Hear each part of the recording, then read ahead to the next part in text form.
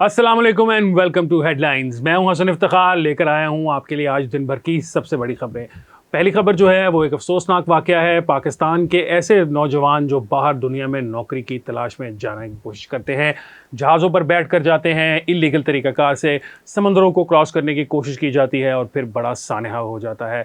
बात कर रहे हैं हम यूनान में होने वाले सानहे की। बहुत बड़ा सानहा है। उसमें अभी तक की जो इत्तलात आ रही हैं उसके मुताबिक तकरीबन 100 से ज़ायद पाकिस्तानी जो थे वो उस शिप पर सवार थे। उस शिप के अंदर जब वो डूबा तो तकरीबन 12 सिर्फ ऐसे लोग थे जो जिंदा बच सके। पाकिस्तानी तकरीबन 78 पाकिस्तानियों की तलाश अभी भी जारी है।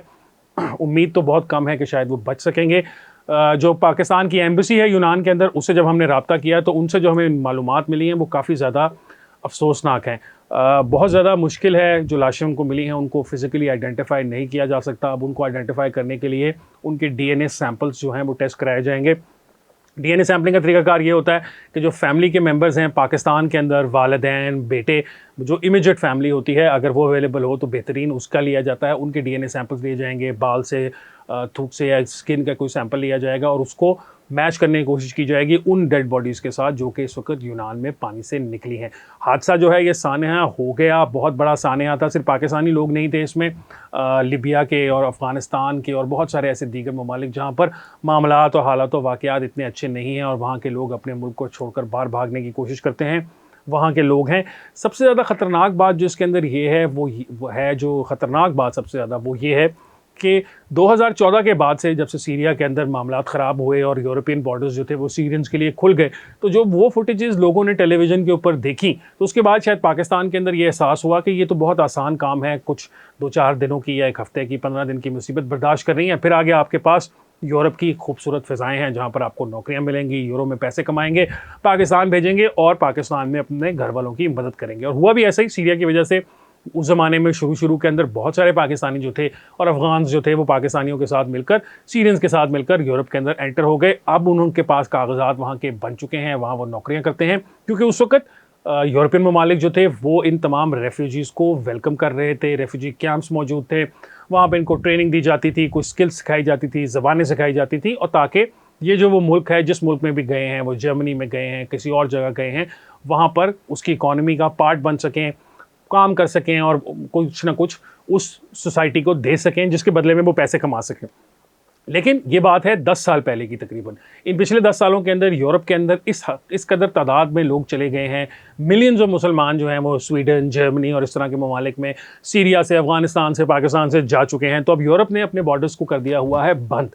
आप देख सकते हैं कि यूरोपियन यूनियन के जो बॉर्डर्स हैं, उनके जो सेंट्रल यूरोप के ममालिक हैं या ईस्टर्न यूरोप के ममालिक हैं, उनके साथ जो बॉर्डर्स हैं उनके ऊपर भी फेंसिंग हो चुकी है। तो ना सिर्फ पाकिस्तानियों या अफगानिस्तानियों या अफगानियों का या दीगर जो नेशनलिटीज़ के लोग होते हैं, लिबियंस बहुत ज़्यादा ट्रैवल करते हैं, अफ्रीकन्स बहुत ज़्यादा ट्रैवल करते हैं, उनका रास्ता ना सिर्फ रोका गया बल्कि इन बाड़ों के साथ जो है, जो वहाँ के सेंट्रल यूरोप के या ईस्टर्न यूरोप के ममालिक के अपने रहने वाले लोग हैं, उनका भी एक्सेस जो है वो यूरोपियन यूनियन के अंदर बंद कर दिया गया। इस वक्त ये जो यूनान का वाक़या हुआ है, इससे बड़ा भी सानहा जो है वो, या इससे बड़ा जो एक वाक़या है वो भी हो रहा है। इस वक्त बोस्निया के अंदर हज़ारों पाकिस्तानी जो हैं वो फंसे हुए हैं। वो भी इसी तरह किश्तियों के अंदर यूनान या इस तरह करके तुर्की और यहाँ से गए थे। उनमें बहुत ज़्यादा ऐसे हैं जो टर्की गए थे और वहाँ से उन्होंने फिर बॉर्डर क्रॉस किए और फिर वो जाके बोस्निया के अंदर फंस चुके हैं।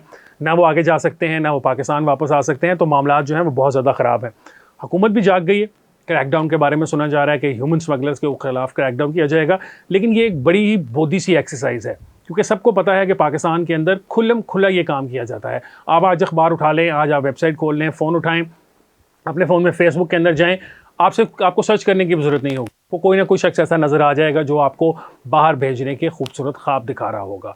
और ऑब्वियसली बात है, पाकिस्तान के अंदर नौजवानों की तादाद बहुत ज़्यादा है, महंगाई बहुत ज़्यादा है, बेरोज़गारी बहुत ज़्यादा है। तो कोई शख्स भी जो है वो अच्छे मुस्तकबिल के लिए कुछ ना कुछ करने की कोशिश करता रहता है, लेकिन वो अच्छा मुस्तकबिल जो है वो 40-50 लाख रुपया किसी एजेंट को देकर समंदर की तह में जो है वो आपको ले जाता है। सोचने की बात यह है कि पाकिस्तान की हुकूमत सोती रहती है। FIA के जो ड्यूटीज़ हैं या FIA के जो ऑफिसर्स हैं, उनका ये काम है, उनकी जिम्मेदारी ही ये है कि इन तमाम ह्यूमन स्मगलर्स को पकड़ा जाए, लेकिन ऐसा नहीं होता। गुजरांवाला, गुजरात, खारियाँ, मंडी बहाउद्दीन, ये सारे इलाके जो है, यहाँ हज़ारों की तादाद में ऐसे एजेंट बैठे हैं जो हर रोज़ हज़ारों लोगों को, सादा लोगों को बेवकूफ़ बनाकर उनसे लाखों रुपया ऐंठ लेते हैं। बहुत सारे तो ऐसे होते हैं जो शायद उनको किश्तियों के अंदर भी नहीं जाने देते, वो तुर्की में जाकर उनको छोड़ देते हैं या वहाँ से उनके पैसे लेकर और पासपोर्ट लेकर फ़रार हो जाते हैं। ये आज का बात नहीं है, ये बात 10-15 साल से पाकिस्तान में खुल्लम खुला चल रही है और शायद उससे भी पहले की चल रही है। लेकिन 10-15 साल में सीरिया के जब बॉर्डर्स खुले थे उसके बाद से तो लोगों को झांसा देकर पाकिस्तान से बैरून मुल्क लेके जाने का जो काम है वो ज़ोरों शोर से जारी है। अब इसमें हुकूमत क्या कर सकती है? हुकूमत इन लोगों को गिरफ्तार कर सकती है, लेकिन इससे सबसे ज़्यादा इंपॉर्टेंट बात जो हुकूमत को करनी है वो ये करनी है कि चूँकि आपके पास बहुत सारे नौजवान हैं, आपको उनको कोई स्किल्स सिखानी है, कोई ट्रेन करना है ताकि आप उनको लीगल तरीके से बाहर भेज सकें।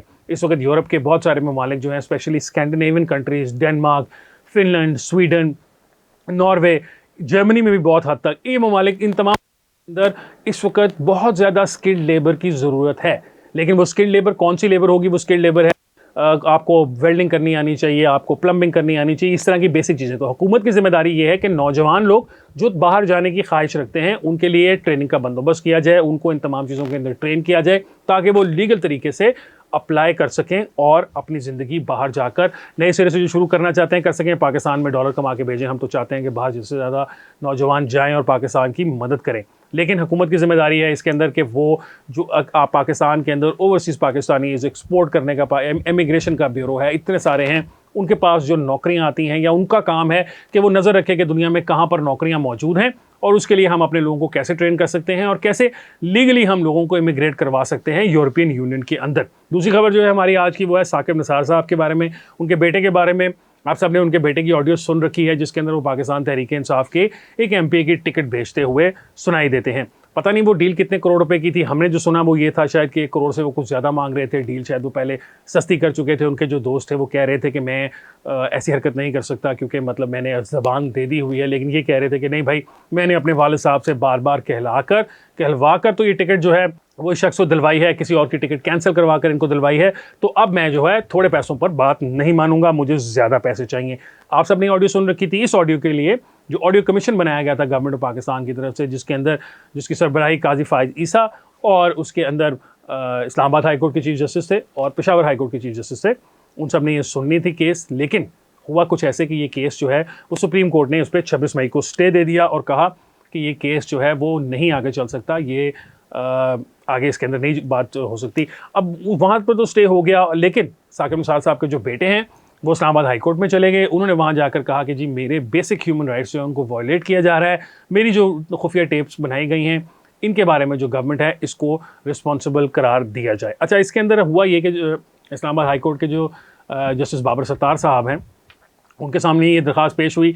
नजम साकिब साहब जो हैं या नजमुल साकिब साहब जो हैं, उनके जो वकील हैं वो लतीफ़ खोसा साहब हैं और अदालत की मुआवनत करने के लिए जस्टिस बाबर सत्तार साहब ने एतजाज़ एहसन साहब को बुलाया। तो अगर आप मुझसे पूछें तो मेरा ख्याल है जस्टिस बाबर सत्तार साहब को, एतजाज़ एहसन साहब को मुआवनत के लिए जब उन्होंने बुला लिया था तो फिर हमें इस सारे के अंदर फ़ैसला जो बात आया है या जो मैं आपको बताने लगा हूँ खबर के 4 हफ़्ते का उनको स्टे मिल गया है और कहा गया है कि 4 हफ़्ते मज़ीद उनके खिलाफ कोई कार्रवाई न की जाए, तो हमारे लिए जवाब या ये फ़ैसला कुछ इतना हैरान कुन नहीं था। लतीफ़ खोसा साहब वकील हैं एक तरफ, दूसरी तरफ एतजाज़ एहसन साहब जो हैं वो अदालत की मुआवनत के लिए मौजूद हैं, तो फिर फ़ैसले इसी तरह के आने थे। ये वो तमाम लोग हैं जो लाहौर के जो लाहौरी ग्रुप है अदलिया के अंदर उसका हिस्सा हैं, तो ऑब्वियसली आके डिफेंड तो उन्होंने करना ही था। बाबर सत्तार साहब ने सवालात कुछ अच्छे उठाए हैं, बिल्कुल उसके ऊपर सवालात ये उठाए जाने चाहिए और मैं आपके सामने भी वो रख देता हूँ सवालात ताकि आप लोग भी इस बात को देख सकें। अदालत ने सवाल उठाते हुए कहा कि क्या आइन और कानून जो है वो शहरियों की कॉल्स की सर्वेलेंस और रिकॉर्डिंग की इजाज़त देता है? गैर कानूनी तौर पर रिकॉर्ड की गई जो कॉल्स होती हैं उसकी जिम्मेदारी किस पर आयद होगी? कौन सी अथॉरिटी या एजेंसी है जो ये मैकेनिज़्म है और क्या मैकेनिज़्म है जिसके तहत ये रिकॉर्डिंग्स की जा रही हैं? और ऑडियो रिकॉर्डिंग्स का गलत इस्तेमाल रोकने के लिए क्या सेफ गार्ड्स हैं? उन्होंने अटॉर्नी जनरल साहब को कहा कि आपके पास 4 हफ्ते हैं, आप जाएँ और जाके इन सवालों के हमें जवाबात ला कर दें।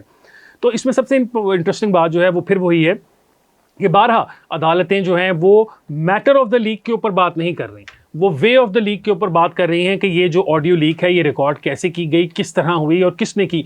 वो ये जानना चाहते हैं कि FIA, IB या ISI में से कौन इनको टेप कर रहा है। ये जानकर अदलिया क्या करेगी, ये सवाल का जवाब शायद मेरे पास तो है नहीं। मेरा ख्याल है कि मुस्तकबिल में पाकिस्तान की अदालतों से इजाज़त लेकर दहशतगर्दी की प्लानिंग करने वालों के फ़ोन टेप किए जाएंगे। मुस्तकबिल में पाकिस्तान की अदालतों से प्री इजाज़त लेकर जो लोग करप्शन कर रहे हैं या जो लोग पाकिस्तान के ख़िलाफ़ साजिशों में मुलव्वस हैं उनके फ़ोन टेप किए जाने चाहिए, क्योंकि अदालतें तो कह रही हैं कि ये जो सर्विलेंस का तरीक़ाकार है इसके बारे में आप हमें क्लैरिटी दें। यानी कि इस्लामाबाद हाई कोर्ट के जो इस्लामाबाद हाई कोर्ट के जो जस्टिस बाबर सत्तार साहब हैं, एक ज़माने में बहुत अच्छे वकील थे, अखबारों में लिखते भी रहे, हमारी तरह के सहाफ़ी भी अपने आप को कहलाते थे। वो भी एक अजीब सवाल पूछ रहे हैं। वो ये नहीं देख रहे कि उस ऑडियो के अंदर नजमुल साकिब साहब जो है वो क्लीन हैंड्स के साथ अदालत में आए ही नहीं। अदालत के अंदर कानून का पहला बेसिक जो प्रिंसिपल है वो ये है कि you should come to the court with clean hands. उनके हाथ क्लीन थे। 1 करोड़ रुपए रिश्वत खा के टिकट दिलवाने के बाद वो अदालत में आकर कह रहे हैं कि मेरी जो ऑडियो टेप है रिकॉर्ड कर ली गई और उसके ऊपर जो ऑडियो लीक्स की जो कमेटी बनी गई है उसके अंदर इसको पेश ना किया जाए और वहाँ पेश होने से रोका जाए। तो हैरानकुन बात है, पाकिस्तान के अंदर इंसाफ जो है वो ना सिर्फ supreme court, high courts, lower courts, बल्कि हर कोर्ट के अंदर इसी तरह मिलता है कि इस पर डिपेंड करता है कि आपके नाम के साथ किसका नाम लगा हुआ है, आप किस चीफ जस्टिस के बेटे हैं और आपकी वकालत करने के लिए कौन बड़े बड़े वकील मौजूद हैं। आज के दिन की आखिरी स्टोरी जो है वो अली वज़ीर साहब से मुतल्लिक है। अली वज़ीर साहब को कुछ अर्सा पहले ही रिहा किया गया था, अब दोबारा गिरफ्तार कर लिया गया है। ये अजीब बात है। पाकिस्तान के अंदर मामलात जो हैं, ह्यूमन राइट्स की जो ओरिजिनल बात करने वाले लोग हैं उनके खिलाफ क्रैकडाउन जो है वो मुसलसल चलता आ रहा है, होता जा रहा है।